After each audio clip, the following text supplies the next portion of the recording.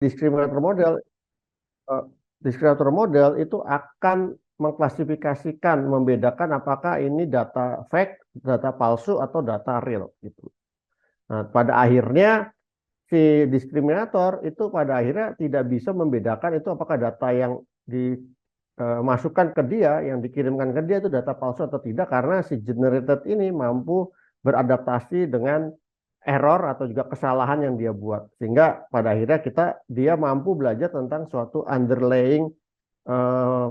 underlying uh, variabel dari model tersebut. Jadi dia belajar tentang data-data ini, underlyingnya dia akan belajar. Kemudian juga pengembangan daripada model generator diskriminator ini itu kalau Bapak Ibu mungkin berada di bidang IT itu pernah dengar kata-kata model transformer, model diffusion dan lain sebagainya. Nah, basicnya itu adalah model tersebut seperti ini ya. Jadi dia ada dua buah network model, yaitu untuk encoding dan decodingnya seperti ini. Di mana inputnya ini bisa bermacam-macam, bisa berupa teks, berupa image ya, dan sebagainya. Kemudian outputnya itu biasanya berupa teks ya. Sehingga kalau umpamanya di dalam perkembangan pengetahuan sekarang ini di bidang AI, inputnya buat text to text itu biasanya untuk translate ya, translate dari bahasa satu ke bahasa lain, atau dia untuk Q&A, jadi pertanyaan jawaban, atau juga mengenerate suatu image. Jadi dikasih input, dikasih request, maka di outputnya berupa gambar dan sebagainya. Nah, diprediksi bahwa generatif AI ini itu akan mengubah masa depan dari pekerjaan kita ke depannya. Karena generatif AI ini sebetulnya mengkolek suatu informasi yang sangat besar, suatu data yang sangat besar yang disebut dengan big data tadi, ya. Dan juga dia juga mengembangkan model yang terus berkembang. Jadi dia modelnya itu seperti diharapkan seperti otak manusia yang mampu berkembang dan belajar secara terus-menerus sehingga mampu menganalisa dan juga mengambil suatu keputusan untuk membantu kita dalam pekerjaan. Nah, di dalam hal ini yang kita ketahui bahwa di generative AI atau di di ChatGPT ya, di ChatGPT itu semua informasinya adalah sebenarnya informasi general ya, bukan spesifik pada suatu perusahaan atau pada suatu organisasi ya. Karena biasanya informasi yang spesifik dan eh, khusus itu biasanya tersimpan knowledge tersebut di perusahaan tersebut. Tapi sebetulnya kita bisa mengakuisisi knowledge tersebut yang ada di para senior-senior di perusahaan itu untuk kita bisa adopsi sehingga bisa dipelajari oleh generasi-generasi mendatang. Itu disebut dengan knowledge acquisition. Nah, itu juga memungkinkan ya kita mengembangkan model seperti itu. Dan dengan kemampuan knowledge dari pekerja yang kita miliki diharapkan ke depannya, maka ini akan meningkatkan proses belajar dari pekerja-pekerja ke depannya yang tadinya untuk belajar atau juga menguasai suatu skill di bidang tersebut itu perlu waktu puluhan tahun, mungkin dengan bantuan AI ini dia bisa secara cepat menggrab informasi tersebut dari masalah compliance, etika, safety, dan sebagainya. Dan beberapa hal bagaimana pekerjaan-pekerjaan ke depannya itu dan juga ruang kerja workplace ya, tempat bekerja dan juga pengalaman pengguna itu dapat dikembangkan dengan generatif AI ini, seperti bagaimana mencari market baru, meningkatkan layanan dan produk, kemudian juga mengoptimalisasikan bisnis operation dan lain sebagainya. Jadi itu yang sebetulnya salah satu tujuan kita bisa mengadopsi generatif AI. Nah, dari semua itu tentunya ada skill dasar yang perlu dikuasai untuk kita memanfaatkan beberapa tool-tool ya yang disebut dengan AI tool itu untuk kita manfaatkan dalam pekerjaan. Ya, karena kalau Bapak Ibu perhatikan hampir semua tool-tool yang biasa kita gunakan ya seperti Canva atau juga membuat PPT kemudian juga membuat script, itu semuanya sekarang berbasis AI ya. Nah, untuk itu perlu ada skill yang perlu kita tambahkan untuk para karyawan kita, untuk para pekerja kita agar pekerjaan mereka lebih presisi, lebih baik dan juga lebih efisien. Nah, salah satunya adalah tentang bagaimana mereka itu tahu tentang area domain knowledge mereka. Ya. Jadi kalau di bidang jurnalisme tentunya dia tahu tentang pengetahuan-pengetahuan di bidang jurnalisme. Kemudian dia tentunya tahu tentang compliance, ya, masalah etika dan legal consideration. Kemudian juga memahami tentang bagaimana memanage suatu pekerjaan dan juga kemampuan untuk terus belajar dan beradaptasi terhadap perubahan di era digital ini. Nah, karena pengetahuan-pengetahuan yang mereka perlukan itu dibutuhkan waktu dia menggunakan AI tool ya. Salah satunya yang disebut dengan prompt engineering ya. Jadi untuk memanfaatkan AI tool seperti aplikasi-aplikasi yang ada tersebut yang untuk mendukung pekerjaan kita, kita perlu punya kemampuan namanya prompt engineering. Ya, jadi prompt engineering ini adalah suatu proses ya untuk membuat suatu request ya atau juga crafting secara clear request atau permintaan ya yang spesifik untuk membantu kita untuk mendapatkan respon dari AI tool tersebut ya. Kemudian ini adalah salah satu skill ya yang umumnya dan dibutuhkan untuk menggunakan aplikasi-aplikasi berbasis AI seperti ChatGPT atau juga large language model lainnya ya. Karena kemampuan kita dalam menggali informasi, kemampuan kita meminta suatu informasi sekarang adalah kemampuan yang perlu ditambahkan dan dibutuhkan di dalam pekerjaan agar pekerjaan kita bisa lebih cepat. Bahkan ada suatu golden rule yang bilang adalah 20-80. Jadi 20 effort kita, 80-nya biar dikerjakan oleh aplikasi berbasis AI. Seperti itu. Jadi kemampuan untuk mengcraft suatu prompt yang baik itu atau membuat suatu prompt yang baik itu adalah salah satu hal yang penting untuk membantu kita mengget si AI language model tersebut untuk mengenerate respon yang akurat dan relevan.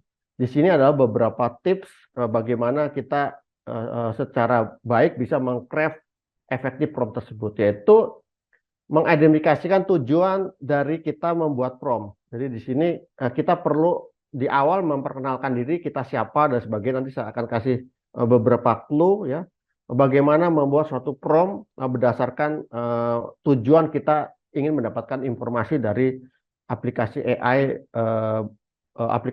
tool tersebut.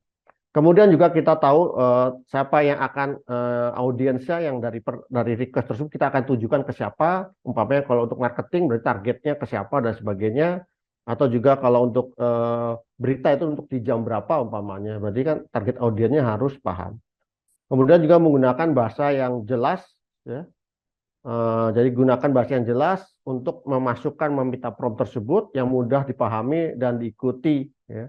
Ini untuk memastikan bahwa AI modelnya tersebut akan mampu mengenerate informasi yang kita butuhkan secara akurat dan relevan. Kemudian juga menyediakan konteks dan background information. Ini adalah beberapa tips bagaimana membuat efektif prompt di dalam AI tool yang kita gunakan untuk pekerjaan kita. Jadi efektif prompt itu biasanya ada skenario-nya seperti apa, detail, kemudian keywordnya apa, kemudian gunakan bahasa yang simple dan jelas. Terus kemudian kalau perlu membuat suatu struktur with bullet, ya, kemudian set suatu prioritas dan sharing feedback. Ini adalah contoh bagaimana membuat suatu prompt yang baik, ya. Itu minimal adalah 8 kata. Ya. Nah, contohnya di sini adalah dia menunjukkan siapa dia, backgroundnya, kemudian dia pengen ngapain, dan apa saja tadi struktur detailnya seperti apa di email tersebut, itu dia mau minta seperti apa. Nah, membuat prompt seperti ini adalah salah satu skill yang saat ini kemampuan membuat prompt seperti ini adalah salah satu skill yang dibutuhkan di perusahaan-perusahaan yang memang menggunakan AI tool untuk membantu pekerjaan mereka sehari-hari. Nah, ini contohnya umpamanya untuk bikin email, sebetulnya untuk yang lainnya juga bisa ya.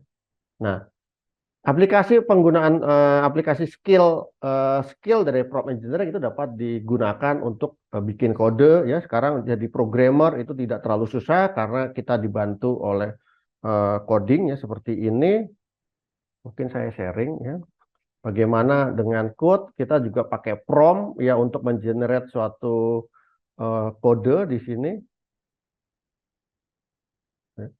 Jadi kalian Bapak Ibu tinggal meminta umpamanya di sini saya eh, cari error dari coding ini nanti akan dibantu, bahkan kita juga bisa membuat coding umpama buatlah suatu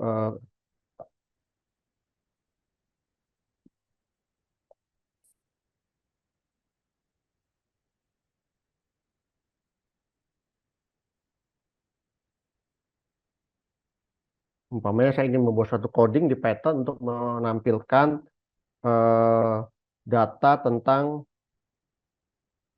suatu penyakit ya, umpamanya diabetes penyakit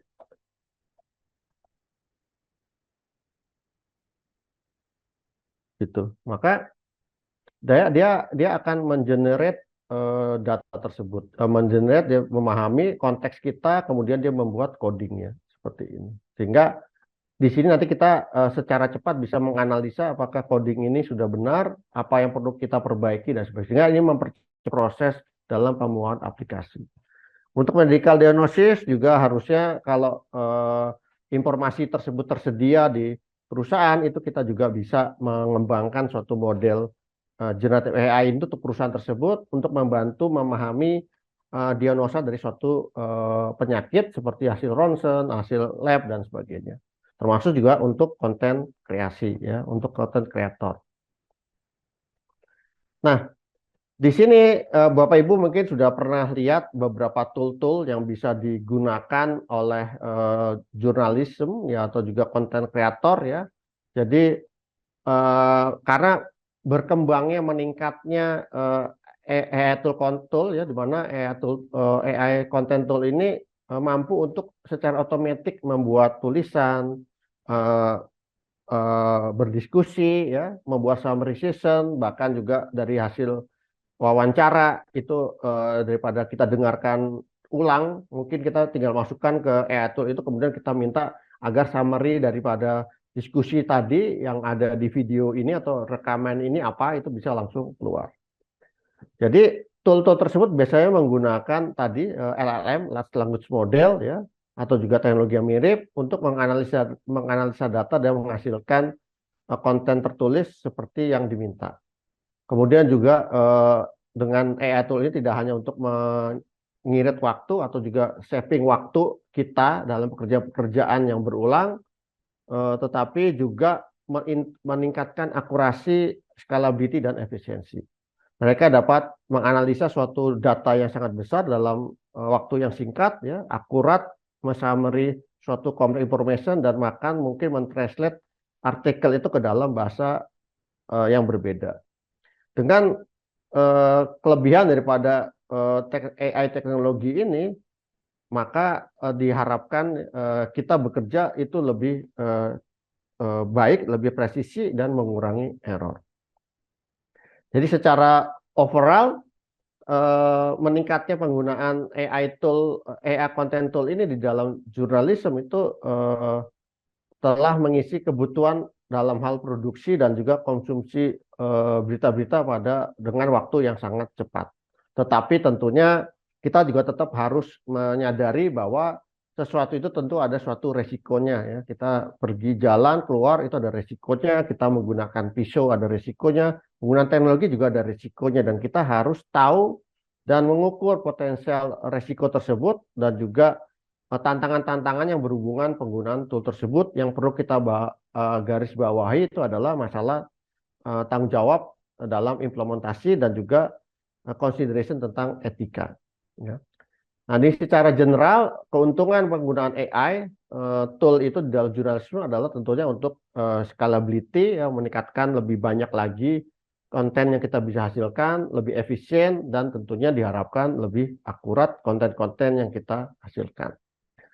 Konten creation tool yang kita miliki itu mungkin Bapak Ibu juga pernah dapat edarannya, dapat informasinya, tinggal cara kita memanfaatkan AI tool itu untuk satu tujuan. Nah, kemampuan kita dalam mengkombinasikan kelebihan daripada masing-masing AI tool ini untuk tujuan kita itu adalah salah satu skill tambahan lain selain kita mampu juga mempunyai skill di prompt engineering. Ya, seperti itu. Ya, di sini kita lihat ada copywriter, ada general scripting, ya, bahkan juga mengenerate video, mengenerate voice dari teks dan sebagainya. Ya. Nah, Bapak Ibu mungkin bisa lihat dari beberapa tutorial bagaimana caranya, ya, secara cepat kita bisa menghasilkan suatu TV konten, video konten, bahkan juga menghasilkan suatu profil, mengenerate suatu ide, mencari suatu ide, itu bisa kita gunakan beberapa tool-tool yang berbasis generatif AI ini. Ya. Dan juga mungkin Bapak Ibu juga sudah pernah tahu tentang beberapa TV channel ya, yang sudah menggunakan AI ya untuk beberapa salurannya ya, seperti untuk berita tertentu atau juga untuk channel tertentu mereka menggunakan profil AI, di mana profilnya juga AI, kemudian beritanya juga di-script dari suatu berita yang dibuat menjadi voice, seakan-akan AI ini membacakan suatu berita seperti itu. Dan saya lihat di Indonesia mungkin juga beberapa TV itu akan mengarah ke sana, termasuk juga mungkin di YouTube. Nah, untuk memanfaatkan video umpamanya, di sini ada beberapa tool ya, mungkin Bapak Ibu bisa coba seperti Perplexity ini gratis, ChatGPT ini ada yang gratis berbayar, ada Leonardo.ai, Hagen.ai, Canva dan CapCut. Ini mungkin Bapak Ibu sudah biasa pakai itu Canva dan CapCut ini ya. Untuk video itu biasa kita editing kita pakai CapCut. Kalau Bapak Ibu perhatikan Canva, CapCut ini juga dia sudah ada tool AI-nya ya. Nah, secara garis besar biasanya kita menggunakan Perplexity ini untuk mencari ide, tapi bisa juga dari ChatGPT ya. Mungkin ChatGPT dipakai untuk script writing dan mengenerate text-based content. Kemudian Leonardo.ai ini adalah tool untuk education content dan juga learning material. Umpamanya Bapak Ibu memang di dalam konteksnya itu ingin mengembangkan ide-ide yang berhubungan dengan pendidikan. Jadi di sini membuat suatu konten education, kemudian kita masukkan teks tersebut ke dalam Hagen.ai, yaitu mengconvert script itu ke dalam speed untuk video voice over. Ya. Kemudian kita visualisasi, merancang desainnya itu dengan menggunakan Canva, dan juga kemudian ini semua voice over yang dihasilkan oleh Hagen.ai dan juga visualisasinya itu dimasukkan ke dalam CapCut untuk dihasilkan suatu video yang seperti tadi. Ya. Sehingga dengan memaparkan tool tersebut, ya, mengkoordinasikan tool-tool tersebut, ya, kita secara efisien bisa menciptakan suatu konten yang berkualitas, ya, lebih cepat dan juga inikan waktu kita lebih lebih efektif ya dan sebagainya ya. Nah, ini adalah salah satu contoh ya bagaimana dari tool-tool yang tadi saya sampaikan itu menghasilkan suatu video ya. Jadi video seperti ini. Ini ada suaranya nggak ya? Share sound.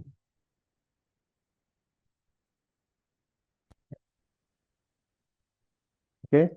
Nah, di sini contohnya adalah dari hasil tadi kita melakukan satu proses tersebut, maka dihasilkan suatu video. AI image generation has been all the rage for a year. You can find AI pictures Microsoft has named Mustafa Suleyman, co-founder of DeepMind, as the CEO of its new AI unit. This appointment signals Microsoft's commitment to advancing artificial intelligence technologies.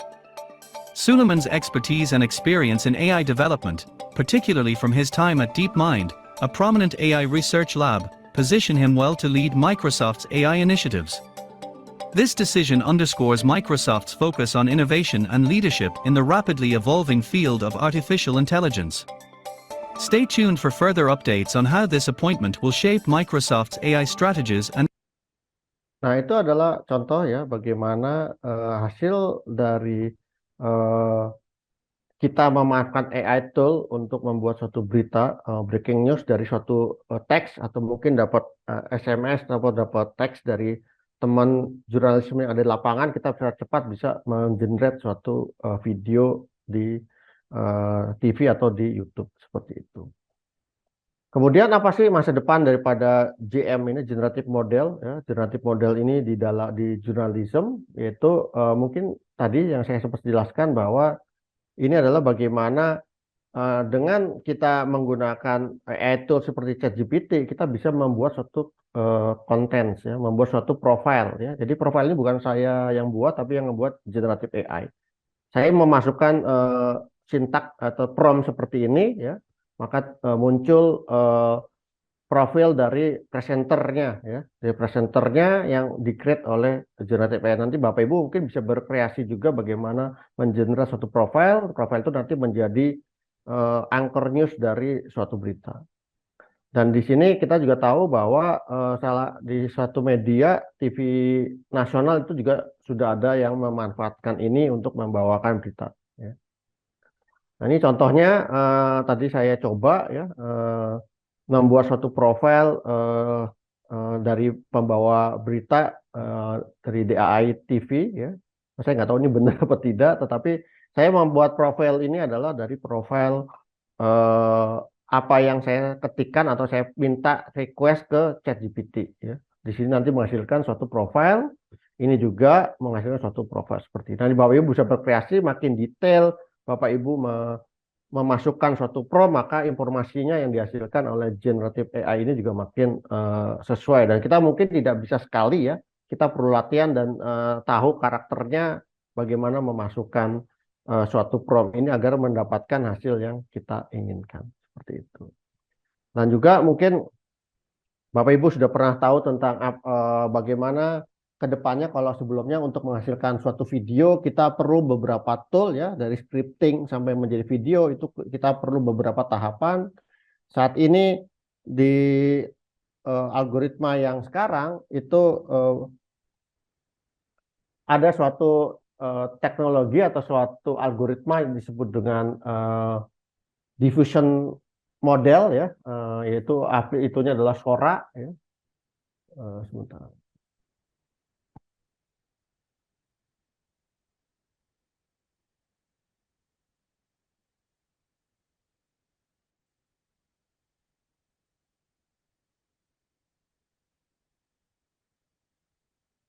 Ya, ini adalah contoh bagaimana dari teks menjadi video. Ya, ini adalah suatu model terbaru dari OpenAI yang dilaunch mungkin 2 atau 3 bulan lalu ya.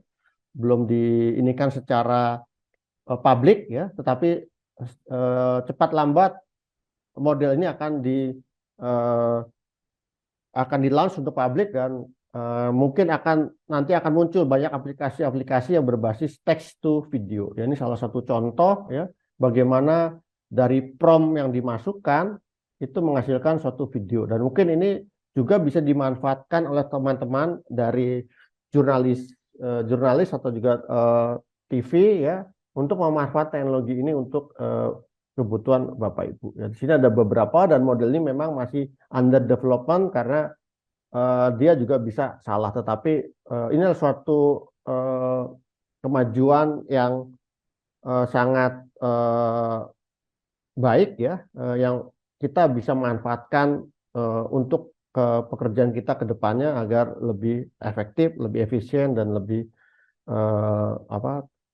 time consumable-nya nggak terlalu banyak seperti itu.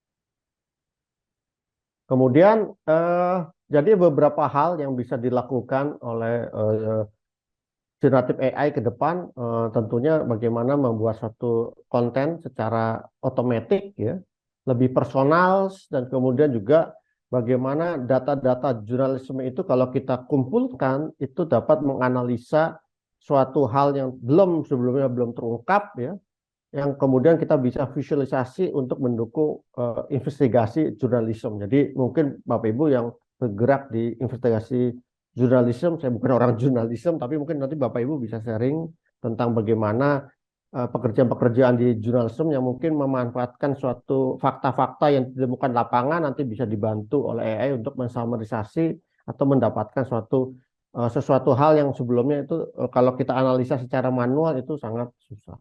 Ya.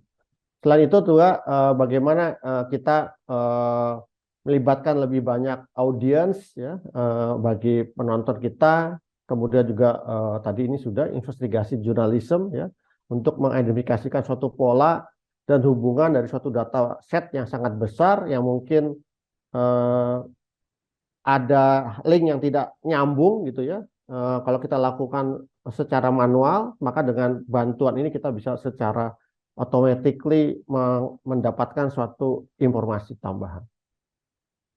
Kemudian juga dengan generative AI ini juga kita dapat membantu mendeteksi dan mitigasi suatu laporan atau juga berita-berita yang tidak benar untuk memastikan bahwa berita itu balance dan juga fair mengcover suatu isu atau suatu berita ya. Tentunya yang diharapkan juga operasional itu menjadi lebih efisien karena AI dapat secara otomatis melakukan suatu pekerjaan-pekerjaan yang berulang seperti transcription, translation, content schedule sebagainya, maka ini akan membantu dalam operasional efisiensi. Kemudian juga dari sisi security dan verification ya, kita sekarang sudah bisa juga mendeteksi jika ada suatu berita yang manipulatif atau juga berita-berita palsu dengan AI juga, kita lawan dengan AI juga ya untuk memastikan integritas daripada konten-konten kita ke depan. Seperti itu adalah beberapa hal tentang masa depan generatif AI di dunia jurnalisme ya. Tetapi tentunya ada suatu tantangan tersendiri yang harus kita perhatikan, terutama dari sisi legal, compliance, dan juga ethical, yaitu masalah intellectual property, ya. Kemudian juga yang dikhawatirkan adalah lack of creativity. Padahal kunci daripada bidang-bidang sekarang ini adalah masalah creativity dan inovasi, ya. Jadi jangan malah kita tergantungan sama dengan teknologi, menjadi kita malas, kita malah menjadi diperalat oleh AI. Yang ada sebenarnya adalah kita memanfaatkan AI kita atau kita mempekerjakan AI untuk membantu kita agar lebih kreatif, lebih inovatif, dan juga lebih efektif. Seperti itu. Dan juga tantangannya tadi sudah saya sebut itu masalah bias dan juga fairness ya. Jadi karena kita juga bisa mengenerate tadi seperti saya bilang, teknologi itu bisa dimanfaatkan untuk beberapa hal, baik untuk kejahatan ataupun kebaikan ya. Tetapi bagi seorang jurnalis tentu dia memberitakan hal yang benar ya, bukan menghasilkan suatu berita-berita yang malah menggiring opini seseorang ke suatu hal yang salah.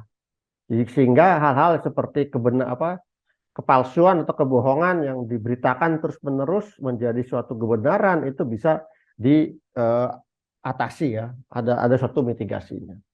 Kemudian masalah privasi ini juga salah satu isu karena model generatif itu kan sebenarnya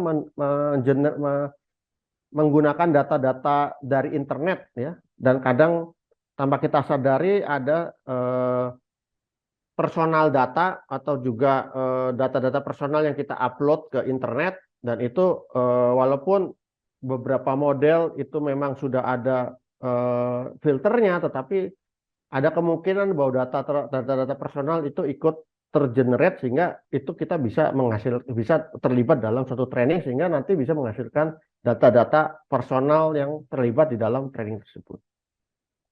Kemudian ini masalah lingkungan, masalah data center itu juga menjadi isu di bidang energi ya, karena sekarang itu konsumsi energi untuk data center di seluruh dunia itu sudah mencapai sekitar 2-3% dari keseluruhan penggunaan energi, dan ini meningkat terus-menerus setiap tahunnya. Ini menjadi suatu isu juga. Dan juga challenge-nya yang berikutnya itu adalah masalah kepercayaan customer ya. Karena kita dipenuhi suatu berita-berita saat ini ya, maka dan juga beberapa berita di itu banyak yang berita-berita yang tidak benar, maka memastikan bahwa pelanggan customer itu percaya dengan berita yang kita lakukan itu adalah suatu tantangan tersendiri, apalagi di era generatif AI ini. Ya. Sehingga di akhir paparan ini saya bisa kita simpulkan bahwa generatif AI ini adalah suatu tantangan di dunia jurnalisme dan juga content creation karena menawarkan tool yang membantu kita dalam produktivitas, kreativitas, dan personalization. Sebagai media industri yang membawa ke suatu tren baru, penggabungan kemampuan jurnalisme dengan dengan kemampuan AI seperti generatif AI itu membawa atau juga menghasilkan suatu hal-hal yang menantang untuk suatu inovasi. Ya. Dan teknologi itu tidak pernah menggantikan manusia secara 100%, secara komplit ya. Kemampuan seperti critical thinking, ethical judgment, dan juga creative storytelling adalah suatu tool atau skill yang sangat dibutuhkan di dunia jurnalisme. Ya. Dengan AI, maka kemampuan itu dan tool yang kita gunakan yaitu AI itu akan membantu kita akan bekerja lebih dan juga perlu lebih produktif dan juga lebih inovatif. Tetapi tentunya kita juga di dunia kerja sekarang ini tantangannya berbeda, zamannya berbeda, itu kita juga perlu kehati-hatian ya, masalah compliance, standarisasi, dan juga komitmen kepada menghasilkan suatu kualitas produk dan juga keaslian ya dari produk tersebut atau konten tersebut. Jadi itu mungkin yang ingin saya sampaikan untuk sharing siang ini. Saya kembalikan ke Bu Vero. Terima kasih.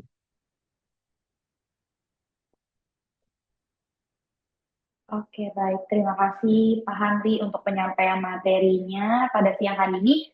Selanjutnya kita akan ada Q&A. Mungkin Bapak Ibu boleh dipersilakan kalau ada yang mau ditanyakan, boleh langsung nih. Karena bisa langsung ditanyakan ke pakarnya langsung, Pak Handri. Gitu. Jadi biar tahu juga nih tentang oke. Apakah ada yang mau ditanyakan Bapak Ibu?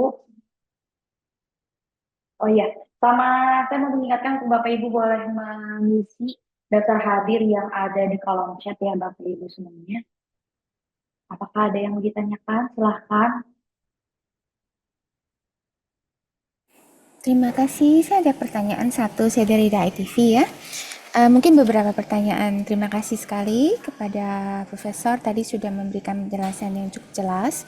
Pertanyaan saya simpel sih, dan mungkin banyak yang sudah bertanya ya. Sorry ya, saya nggak nyalain kamera. Ini kan promptnya selama ini saya masih bahasa Inggris. Apakah bisa pakai foreign language? Terus itu satu. Dan saya lihat kan sekarang memang udah banyak ya, jadi dengan deepfake itu juga bisa menyebarkan message yang menyesatkan lah istilahnya. Sedangkan kalau di DITV itu kita banyak profil-profil individu yang, dan terutama mungkin dari founder kami sendiri, yaitu seorang religi dari religious figure, yang international figure. Jadi saya jadi pikir gitu, karena dengan deepfake itu sangat mudah sekali karena di internet tuh banyak ya. Dan memang tadi dilihat ada satu AI yang bisa membantu untuk menjaga gawang lah istilahnya untuk security. Tapi kalau sudah memakai kayak image yang kita upload misalnya di YouTube terus dipakai terus kan untuk sebarkan pesan yang salah, itu apakah ada AI yang bisa jaga itu? Terima kasih. Ya, oke, terima kasih Bu. Siapa tadi? Saya lupa. Saya dengan Fitri. Oh, dengan Bu Fitri. Terima kasih Bu Fitri atas pertanyaannya. Jadi pertanyaan tentang yang pertama tentang bahasa Indonesia, apa bisa menggunakan bahasa lain? Memang untuk OpenAI ini salah satu pakai yang ChatGPT ya, ChatGPT atau juga Google dengan Gemini-nya itu memang cukup responsif pakai beberapa bahasa ya. Tapi kenapa saya pakai bahasa Inggris? Karena saya lihat hasilnya dalam penggunaan prompt-nya itu, request-nya, teks yang kita masukkan itu hasilnya secara natural ya, secara alami itu kelihatannya masih bagusan pakai bahasa Inggris. Tapi sebetulnya kalau Ibu coba pakai bahasa Indonesia itu hasilnya cukup baik juga sih Bu, dan itu juga sudah alami juga responnya seperti itu. Cuman kan karena pengetahuan ya, karena kan kalau ke bahasa Indonesia itu kan biasanya informasinya yang saya ini kan adalah sebagian besar informasi itu pakai bahasa Inggris ya. Sehingga saya khawatir sih yang bahasa Indonesia itu eh, hasil translatean. Nah, hasil translatean itu walaupun sekarang hasil lebih baik, tapi sebetulnya itu kan hasil translatean yang ya lebih aman. Saya biasanya mencari suatu informasi menggunakan bahasa Inggris, tapi sebetulnya pakai bahasa Indonesia pun sangat natural ya, Bapak Ibu. Jadi kalau Bapak Ibu ya menggunakan model ChatGPT seperti menggunakan ya ChatGPT ya, mungkin saya tunjukkan di sini. Itu Bapak Ibu berkomunikasi seperti halnya kita berkomunikasi dengan eh, manusia atau dengan teman kita gitu loh ya. Bentar, ini gimana ya? Oh ini. Jadi umpamanya ini tadi gara-gara materi ini saya jadi latihan lagi cara gara-gara Bu Vero ini saya jadi latihan lagi caranya bikin profile dan sebagainya gitu ya. Jadi eh, Bapak Ibu bisa menggunakan suatu bahasa yang umum digunakan, Bro. Kasih tahu dong. Nah,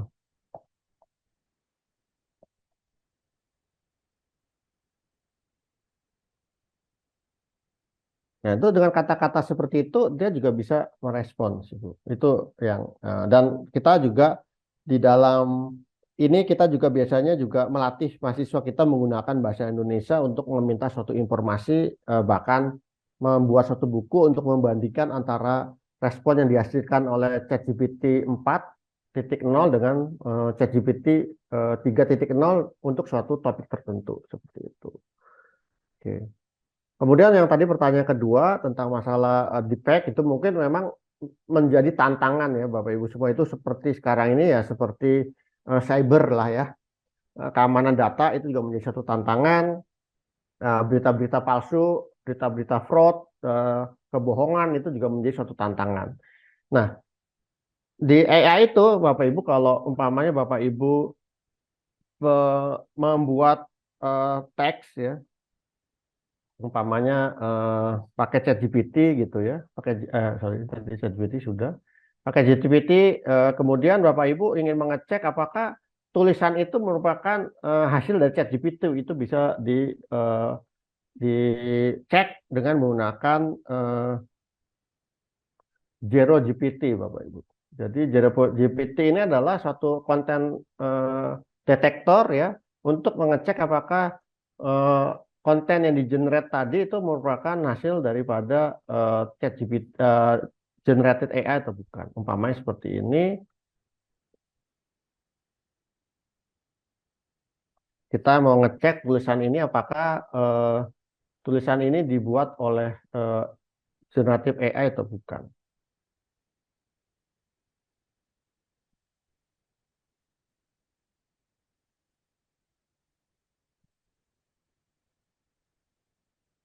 Mungkin Bapak mesti stop share yang sekarang dulu kayaknya deh. Soalnya kita Oh, masih melihat yang ini. Yang yang masih. oh gitu, yang oh ya. Terus saya sharingnya tadi masih apa PPT ya, Pak Bu Vero? Tadi yang ChatGPT sih Pak, cuman dia nggak Oh, gerak. Nah, oh, oke. itu masih yang wanita. Yang ini gimana? Bentar,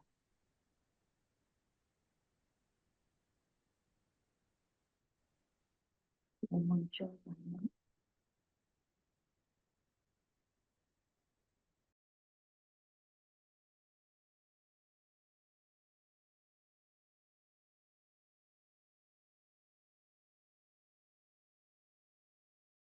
Ya, putus ya, Vero ya. Putus Pak Oh, Handi. oh.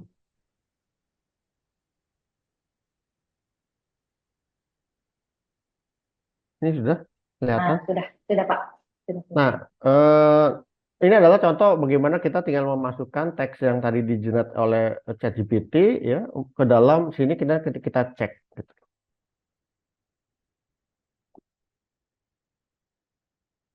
Apakah hasilnya seperti apa? Gitu. Di sini terlihat sebagian besar teks ini adalah di-generate oleh AI, paling seperti itu. Nah, untuk image itu juga kita mungkin Bapak Ibu bisa cari, tetapi kalau di penelitian itu menjadi suatu topik yang menarik ya Bapak Ibu untuk mendeteksi apakah suatu image itu eh, adalah fraud ya. Itu kita bisa buat. Nah, ini mungkin kalau Bapak Ibu dari DITV ingin membawa kasus tersebut menjadi topik di dalam atau membawa ke kampus kita, itu kan jadi sekalian selesai. Jadi seperti yang disampaikan oleh rektor kami, ada permasalahan yang belum diselesaikan, belum ada solusinya, mungkin Bapak Ibu bisa selesaikan sambil Bapak Ibu belajar mengambil S2 di tempat kami. Kemudian juga untuk konteks ya, itu juga kita bisa eh, cari suatu pola bahwa konteks tersebut mengandung suatu fraud atau kebohongan seperti itu. Mungkin itu yang dari yang saya bisa sampaikan, Bu Fitri. Mudah-mudahan menjawab pertanyaan Terima Ibu. kasih. Ibu Fitri, kira-kira dari Bapak Ibu yang lain, apakah ada yang mau ditanyakan? Boleh silakan. Saya mau tanya boleh? Oh, boleh Silakan. silakan Pak. Saya dengan Dani dari The ITV bagian engineering.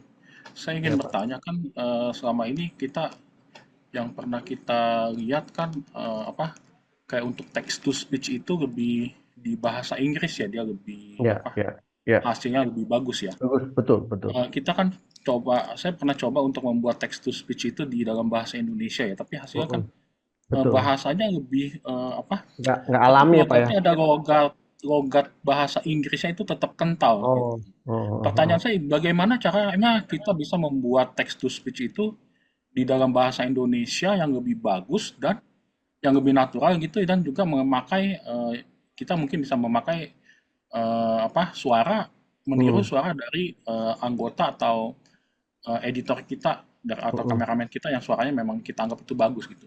mm, Bagaimana cara kita mentraining model LLM-nya seperti itu? mm. Terima kasih. Ya, makasih Pak atas pertanyaan. Jadi sebetulnya memang salah satu tantangannya di bahasa Indonesia itu adalah masalah eh, apa dictionary atau kamus ya. Kalau kita nyebutnya korpus ya. Jadi kamus bahasa Indonesia itu memang belum terpetakan secara baik. Risetnya belum ke sana. Apa belum sudah ada ke sana seperti beberapa penelitian juga dan perusahaan juga seperti itu, tetapi sebetulnya pemetaan bahasa Indonesia itu belum terlalu lengkap. Itulah kenapa tadi saya sempat singgung bahwa yang bahasa Inggris itu lebih natural responnya, hasilnya. Karena kan ini adalah pengembangan penelitian dari NLP, Pak. Jadi salah satu bidang di deep learning namanya NLP atau Natural Language Processing. Itu modelnya adalah LLM tadi, itu Large Language Modelnya. Itu sudah kita mentraining, pertama kita harus punya dictionary yang komplit. Karena komputer itu tidak bisa paham tentang bahasa, tentang image, tentang data. Itu semua data-data itu semua dikonversi menjadi suatu bilangan. Nah, ini kayak umpamanya kata saya itu dikonversi jadi satu, sama dictionary satu, kamu dua, dan sebagainya. Nah, dictionary di Indonesia itu belum lengkap seperti itu, Pak. Itulah kenapa seperti itu, sehingga hasil dari konversinya tidak terlalu baik seperti itu. Memang belum selesai sih, Pak, kalau bahasa Indonesia, karena peneliti kita kan memang untuk melakukan penelitian itu kita perlu resource yang lumayan besar ya untuk mentraining model seperti eh, ChatGPT atau ya seperti ChatGPT seperti itu. Tetapi secara perlahan-lahan saya lihat sih hasilnya sudah jauh lebih baik dari beberapa tahun sebelumnya. Mungkin seperti itu Pak dari saya. Saya pengen tanya lanjutan, Pak, boleh ya, Pak? Ya Pak. Ya kan tadi kan Bapak sempat menyebutkan bahwa kalau di LLM itu menggunakan kayak Dictionary, bahasa atau ya, dictionary itu huruf itu kamus, dikonversikan menjadi angka ya, gitu kan Pak ya. ya, ya, Nah, saya ingin penasaran aja nih Pak, pengen tahu karena beberapa kali saya coba-coba juga agak nggak berhasil ya.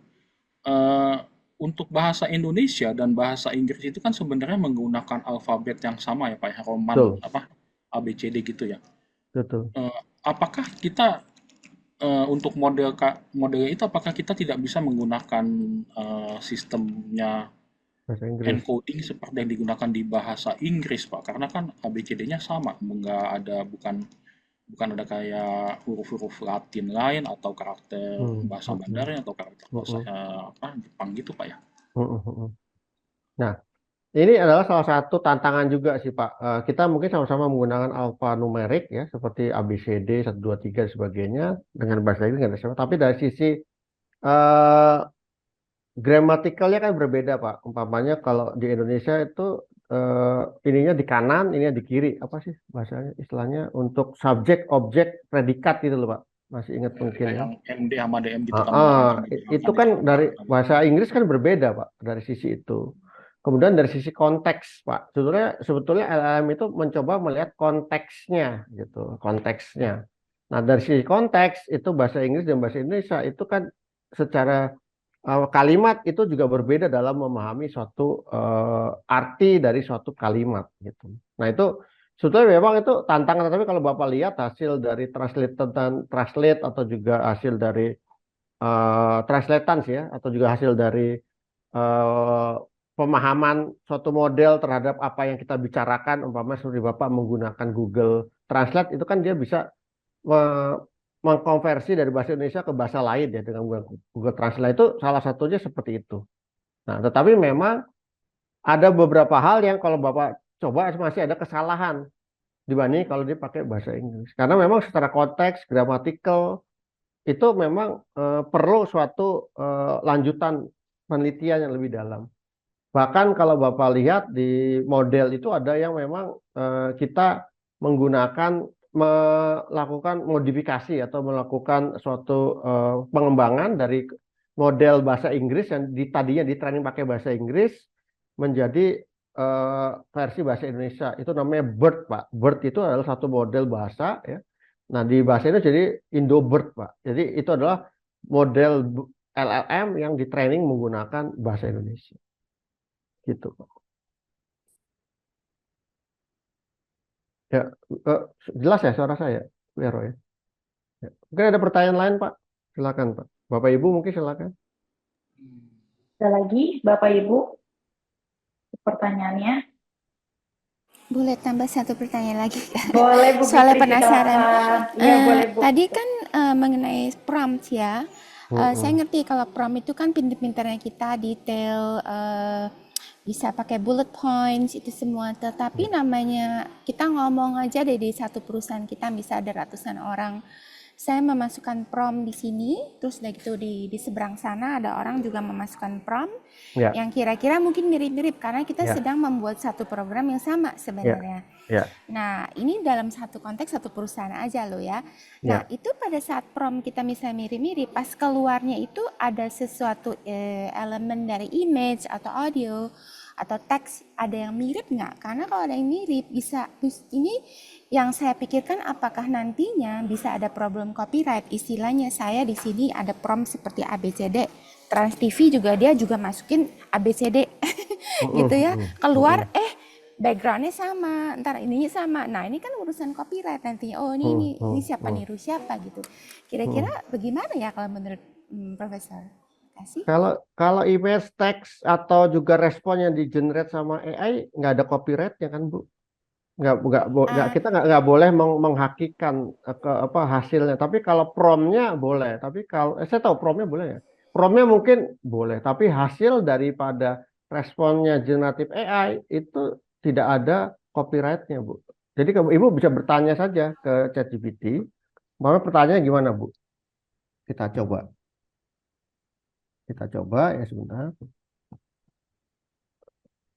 Ibu tanya apakah ada copyright mana ya? Saya terlalu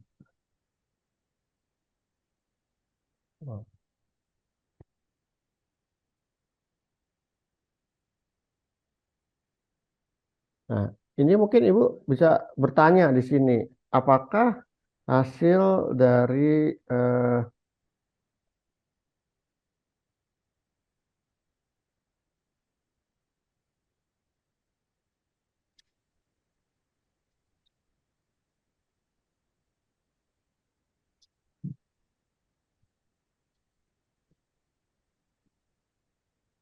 Jadi saya tambah ini sambil kita menunggu ini ya, ya, soalnya ya, kan pemikiran saya prompt itu kan IP-nya saya, gitu ya, loh.